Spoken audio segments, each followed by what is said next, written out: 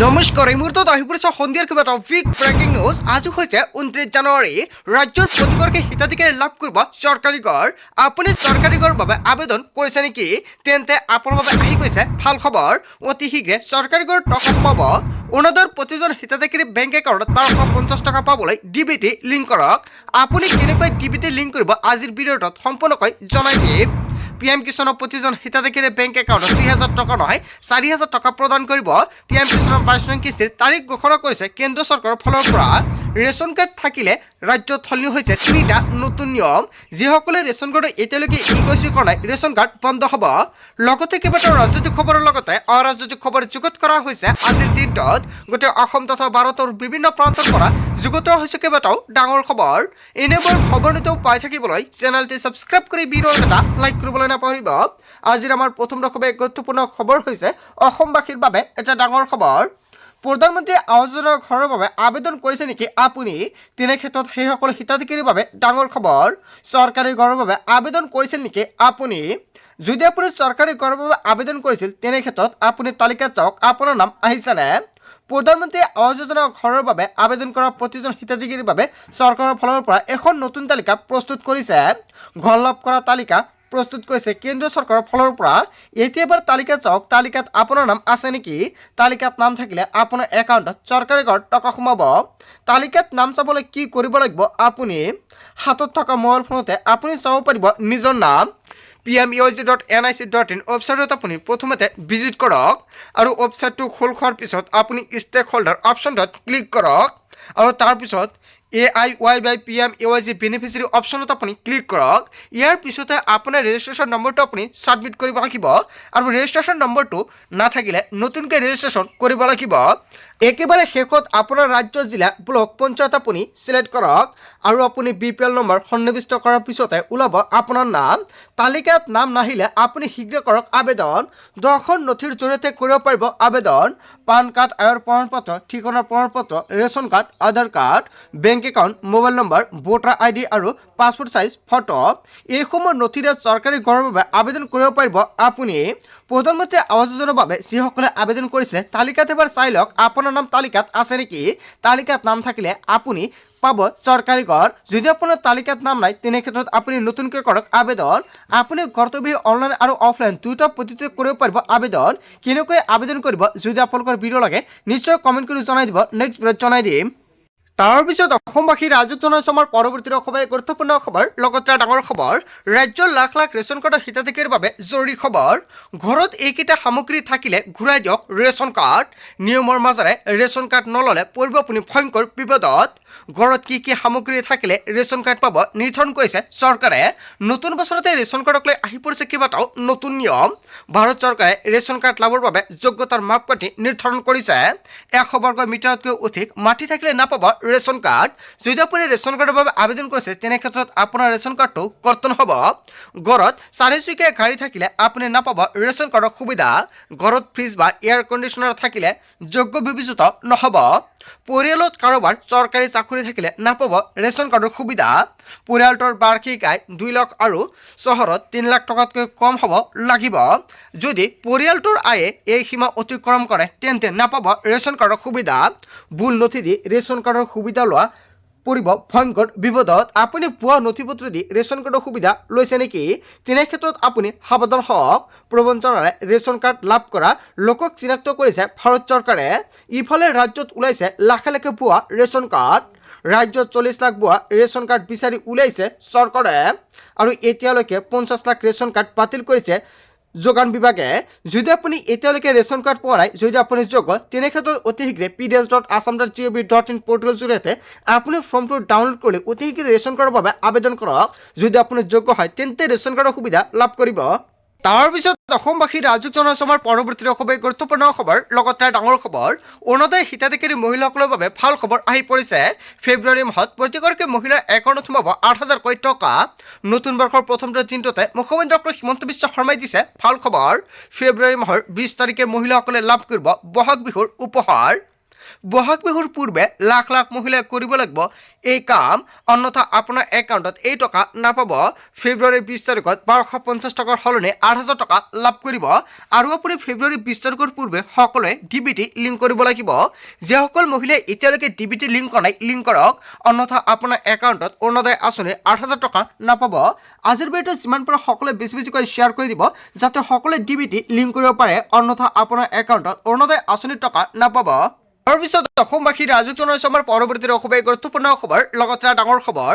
মিয়াৰ ভোট কৰ্তনক লৈ আদালতৰ কাষ চাপিব মৌলানা বদৰুদ্দিন আজমলে। মুখ্যমন্ত্ৰীক চেলেঞ্জ দি পুনৰ মিয়াৰ কাষত থিয় দিয়াৰ চেলেঞ্জ মৌলানা বদৰুদ্দিন আজমলৰ। সৰ্বোচ্চ ন্যায়ালয়ত অসমৰ মিয়াৰ হৈ যুঁজ দিব আজমলে। ভোটাৰ তালিকাৰ পৰা মিয়াৰ নাম কাটিব নোৱাৰিব মুখ্যমন্ত্ৰীয়ে। মিয়াক বাংলাদেশলৈ যাব কোৱা মুখ্যমন্ত্ৰীৰ হুংকাৰ মৌলানা বদৰুদ্দিন আজমলৰ। মিয়া মুছলমানক প্ৰতাৰণা কৰি আহিছে মুখ্যমন্ত্ৰী ডক্টৰ হিমন্ত বিশ্ব শৰ্মাই। মিয়াক যিমান কষ্ট দিব লাগে দি থাকক মুখ্যমন্ত্ৰীয়ে। মিয়া মুছলমানে মুখ্যমন্ত্ৰীৰ হৃদয়তৰ বাবে দোৱা কৰিব। 100 বছৰৰ অধিক কাল অসমত বসবাস কৰি আহিছে মিয়াই। আৰু মিয়া যদি বাংলাদেশত যাব লাগে, মুখ্যমন্ত্ৰী থাইলেণ্ড বা চীনলৈ যাওক। মুখ্যমন্ত্ৰীৰ কামত এনেকুৱাকৈ কেইবাটাও ডাঙৰ মন্তব্য কৰিছে মৌলানা বদৰুদ্দিন আজমলে। মুখ্যমন্ত্ৰীৰ কাম সমাজত মিলাপ্ৰীতি আৰু বিয়পাহে। মুখ্যমন্ত্ৰীৰ মিয়া বিৰোধী নীতিৰ বিৰুদ্ধে সৰ্বোচ্চ ন্যায়ালয়ত যাব মৌলানা বদৰুদ্দিন আজমলে। এনেকুৱাকৈ মুখ্যমন্ত্ৰী ডক্টৰ হিমন্ত বিশ্ব শৰ্মাক অপেন চেলেঞ্জ দিছে মৌলানা বদৰুদ্দিন আজমলে। তাৰপিছত অসমবাসী ৰাজুক জনাইছো আমাৰ পৰৱৰ্তী খুবেই গুৰুত্বপূৰ্ণ খবৰ, লগতে ডাঙৰ খবৰ। গ্ৰেপ্তাৰ হ'ব নেকি গৌৰৱ গগৈ? 8 ফেব্ৰুৱাৰী পুৱা 10:30 বজাত ফাদিল হ'ব গৌৰৱ গগৈৰ পাকিস্তানৰ লিংক। 8 ফেব্ৰুৱাৰীত ৰাজহুৱা হ'ব গৌৰৱ গগৈৰ পাকিস্তানৰ লিংকৰ ৰিপৰ্ট। SITৰ ৰিপৰ্ট নিজেই ৰাজহুৱা কৰিব মুখ্যমন্ত্ৰীয়ে। 8 ফেব্ৰুৱাৰী 10:30 বজাত সম্বোধন কৰিব সংবাদমেল। SITৰ ৰিপৰ্ট দেখি আচৰিত হৈছে কেবিনেট মন্ত্ৰীসকল। সংবাদমেললৈ আমন্ত্ৰণ দেশৰ সকলো ৰাষ্ট্ৰীয় সংবাদ মাধ্যমক। আলী তৌকি শ্বেখ আৰু গৌৰৱ গগৈ আৰু এলিজাবেথৰ তথ্য হ'ব ৰাজহুৱা। প্ৰাক্তন মুখ্যমন্ত্ৰী তৰুণ গগৈৰ ল'ৰা ইমান তললৈ কেনেকৈ যাব পাৰে, এনেকুৱাকৈ ডাঙৰ প্ৰশ্ন উত্থাপিত কৰিছে মুখ্যমন্ত্ৰীয়ে। SITৰ ৰিপৰ্ট চাই মূৰৰ কপালে হাত দিছে কেবিনেট মন্ত্ৰীয়ে। গ্ৰেপ্তাৰ হ'ব নেকি গৌৰৱ গগৈ, এনেকুৱাকৈ এটা বৰ্তমান ডাঙৰ প্ৰশ্ন উত্থাপিত হৈছে। তাৰপিছত অসমবাসী ৰাজুক জনাইছো আমাৰ পৰৱৰ্তী খুবেই গুৰুত্বপূৰ্ণ খবৰ, লগতে ডাঙৰ খবৰ। মিয়াৰ বিৰুদ্ধে ৰাজ্যত মুকলি বিদ্ৰোহ ঘোষণা কৰিছে মুখ্যমন্ত্ৰী ডক্টৰ হিমন্ত বিশ্ব শৰ্মাই। মিয়াক যিমান পাৰে কষ্ট দিবলৈ আহ্বান মুখ্যমন্ত্ৰীৰ। যিকোনো মানুহে মিয়াক কষ্ট দিব পাৰে। মিয়াৰ ৰিক্সা চালক, মিয়াই ৰিক্সা চালকৰ ভাড়া যদি 5 টকা হয়, তেনে ক্ষেত্ৰত 5 টকা বিচাৰিলে 4 টকা দিবলৈ আহ্বান জনাইছে মুখ্যমন্ত্ৰীয়ে। ৰাজ্যজুৰি মিয়াৰ ভোট কৰ্তনৰ নিৰ্দেশ দিয়াৰ কথা স্বীকাৰ কৰিছে মুখ্যমন্ত্ৰী ডক্টৰ হিমন্ত বিশ্ব শৰ্মাই। ৰাজ্যত যিমান ভোট কৰ্তন হৈছে সকলক কৰ্তন কৰিবলৈ আহ্বান জনাইছিল বা নিৰ্দেশনা জাৰি কৰিছিল মুখ্যমন্ত্ৰীয়ে। মুখ্যমন্ত্ৰীৰ নিৰ্দেশতে ফৰ্ম 7 জমা দিয়া হৈছিল বুলি ডাঙৰ প্ৰশ্ন উত্থাপিত হৈছে। কেৱল প্ৰশ্নই নহয়, মুখ্যমন্ত্ৰী ডক্টৰ হিমন্ত বিশ্ব শৰ্মাই নিজ মুখে ঘোষণা কৰিছে দাখিল কৰা হৈছে ভোট কৰ্তনৰ ফৰ্ম। আৰু সকলো চৰকাৰী বিষয়াক মাজনিশা 12ৰ পৰা 2 বজালৈকে কাম কৰাৰ আহ্বান জনাইছে। মিয়াক ভোট কাটিবলৈ কাম কৰক নিশা 12টাৰ পৰা 2 বজালৈকে। নামনিৰ মিয়া পালেগৈ উজনি, আৰু তেতিয়াহে মিয়া গম পাব অসমত জীয়াই আছে অসমীয়া। বিজেপি নেতাই মুখ্যমন্ত্ৰীৰ নিৰ্দেশত ভোট কৰ্তনৰ ফৰ্ম দিছে জমা। আৰু SRৰ জৰিয়তে জীৱিত লোকক মৃত সজোৱা হৈছে মুখ্যমন্ত্ৰীৰ নিৰ্দেশত। ভুৱা ফৰ্ম জমা দিয়া হৈছে শ শ সংখ্যালঘুৰ বিৰুদ্ধে। সাংবাদিকৰ আগত মহাবিস্ময়ৰ মন্তব্য কৰিছে মুখ্যমন্ত্ৰী ডক্টৰ হিমন্ত বিশ্ব শৰ্মাই। তাৰপিছত অসমবাসী ৰাজুক জনাইছো আমাৰ পৰৱৰ্তী খুবেই গুৰুত্বপূৰ্ণ খবৰ, লগতে ডাঙৰ খবৰ। অসমত SR হ'লে অসমত কৰ্তন হ'ব 4 পৰা 5 লাখ মিয়াৰ নাম। অসমৰ মুখ্যমন্ত্ৰী ডক্টৰ হিমন্ত বিশ্ব শৰ্মাই SRৰ পিছত SIRক লৈ বৃহৎ মন্তব্য কৰিছে। মোৰ কামেই হৈছে মিয়াক কষ্ট দিয়া। কংগ্ৰেছে বেয়া পাই লাভ নাই, আমি মিয়াৰ ভোট চুৰি কৰিমেই। অসমৰ মুখ্যমন্ত্ৰী ডক্টৰ হিমন্ত বিশ্ব শৰ্মাই মিয়াৰ ভোট চুৰি কৰিব, ইয়াক লৈ পুনৰ বিস্ফোৰক মন্তব্য কৰিছে। ঘোষণা মুখ্যমন্ত্ৰী ডক্টৰ হিমন্ত বিশ্ব শৰ্মাৰ। মিয়াই কিয় অসমত ভোট দিব? মিয়াই ভোট দিব বাংলাদেশত, মিয়াই অসমত ভোট দিব নোৱাৰিব। ৰাজ্য চৰকাৰে ব্যৱস্থা গ্ৰহণ কৰিছে। মই মিয়াক কষ্ট দিমেই, মিয়াক কষ্ট পাবই লাগিব। ডিব্ৰুগড় দুলীয়াজান তিনিচুকীয়ালৈ মিয়া আহিলেই, আৰু মিয়াই কষ্ট পাওক, তাত বেয়া পাই লাভ নাই, মন্তব্য কৰিছে অসমৰ মুখ্যমন্ত্ৰী ডক্টৰ হিমন্ত বিশ্ব শৰ্মাই।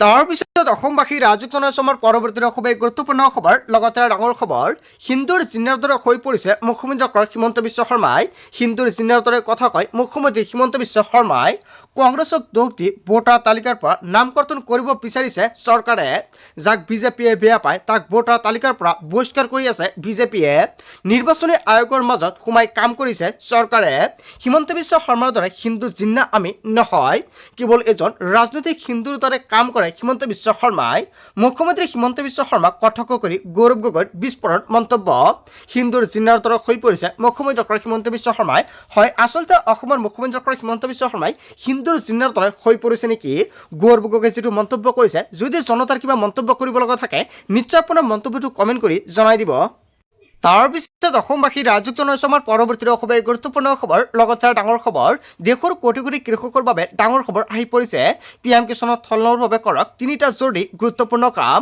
অন্যথা আপোনাৰ একাউণ্টত টকা নাপাব শীঘ্ৰে কৃষকৰ একাউণ্টত সোমাব পিএম কিষাণৰ 22 নং কিস্তিৰ টকা ফেব্ৰুৱাৰী মাহতে 22 নং কিস্তিৰ ধন পোৱাৰ সম্ভাৱনা একাউণ্টত 2000 টকা লাভ কৰিবৰ বাবে আজি কৰক এই তিনিটা গুৰুত্বপূৰ্ণ কাম পিএম কিষাণৰ বাবে চৰকাৰৰ ফালৰ পৰা জাৰি কৰিছে বিশেষ আপডেট পিএম কিষাণৰ ধনৰ বাবে ই কৈছে আপডেট বাধ্যতামূলক নতুনকৈ আবেদন কৰিব বিচৰা সকলে বনাই ল'ব লাগিব ফাৰ্মাৰ আইডি যিসকলে কৃষকে এতিয়ালৈকে ফাৰ্মাৰ আইডি বনোৱা নাই অতি শীঘ্ৰে বনাই লৈ লওক অন্যথা আপুনি নতুনকৈ পিএম কিষাণত আবেদন কৰিব নোৱাৰিব আধাৰৰ সৈতে লিংক কৰক আপোনাৰ মোবাইল নম্বৰ 7টা প্ৰক্ৰিয়াৰ জৰিয়তে গৰ্তবহী কৰিব পাৰিব ই কৈছে আপডেট প্ৰথমতে আপুনি ভিজিট কৰক পিএম কিষাণৰ অফিচিয়েল ৱেবছাইটত গৈ লগ ইন কৰক আৰু তাতে আপুনি ই কেচি অপশ্যনত ক্লিক কৰক আৰু আধাৰ নম্বৰৰ সৈতে কেপচা কোড আপুনি দি চাৰ্চ কৰক সন্নিৱিষ্ট কৰক আপোনাৰ মোবাইল নম্বৰ গৰ্তবহী সম্পূৰ্ণ কৰক ই কৈছে প্ৰক্ৰিয়া দেশৰ কোটি কোটি কৃষকৰ বাবে অৱশেষত ভাল খবৰ আহি পৰিছে ফেব্ৰুৱাৰী মাহতে কোটি কোটি কৃষকৰ একাউণ্টত 2000 টকা সোমাৰ সম্ভাৱনা আছে